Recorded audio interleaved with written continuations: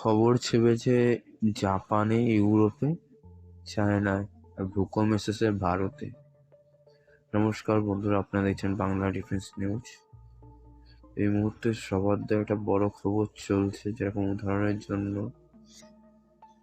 Russia আর ইউক্রেনের যুদ্ধতে নাকি China নাকি মিলিটারি স্যাটেলাইট ইনফরমেশন নাকি শেয়ার করেছে। এ খুবই দুঃখের ব্যাপার আর কি ভারতের জন্য। এরকম মিলিটারি ইনফরমেশন শেয়ার করে, যা এক প্রকার হচ্ছে কোনো যদি মিলিটারি এগ্রিমেন্ট যদি দুই দেশের মধ্যে থাকে, তারপরে military satellite image information share করা যায়। উদাহরণের জন্য আজ থেকে 2-2.5 বছর পরে ভারত আর আমেরিকার মধ্যে একটা মিলিটারি ব্যাকা এগ্রিমেন্ট সমঝোতা হয়েছিল।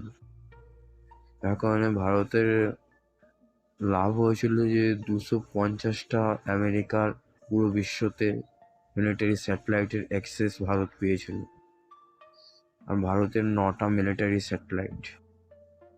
এরকম চাইনিজ মিলিটারি যদি কোনো জায়গা মুভ করে, কোনো মিসাইল এখান থেকে ওখানে নিয়ে যাচ্ছে, সেই ইনফরমেশন আমেরিকা ভারতকে প্রোভাইড করাতো।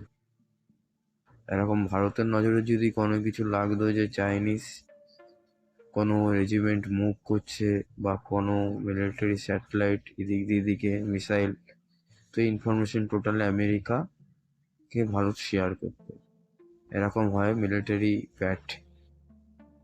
রাশিয়া আর চায়না যদি এত ক্লোজ আসে, তো ইন্ডিয়ার জন্য তো টাফই ব্যাপার। আজ 1-1.5 বছর আগে রাশিয়ার প্রেসিডেন্ট বলেছিল যে আমরা এমন একটা নাটোর মতনই আর কি একটা সংগঠন বানাতে চাই যেখানে চায়না আর রাশিয়া থাকবে। যদি রাশিয়ার মধ্যে হামলা হয় তো চায়নার মধ্যে হামলা মানা যাবে, আর যদি চায়নার উপরে হামলা হয় তো রাশিয়ার উপরে হামলা মনে করা যাবে। ভারতের জন্য তো একটা খুবই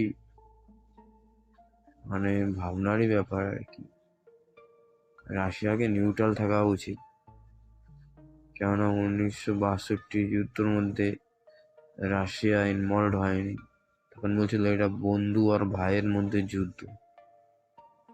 এখন দেখা যাক, এখন এরকম কোনো তো এগ্রিমেন্ট নেই রাশিয়া আর চায়নার মধ্যে। তবুও মার্কেটের মধ্যে এই খবরটা চলছে যে চাইনিজ প্রোভাইড করেছে ইউক্রেনের রাশিয়ার যুদ্ধের মধ্যে military satellite image information share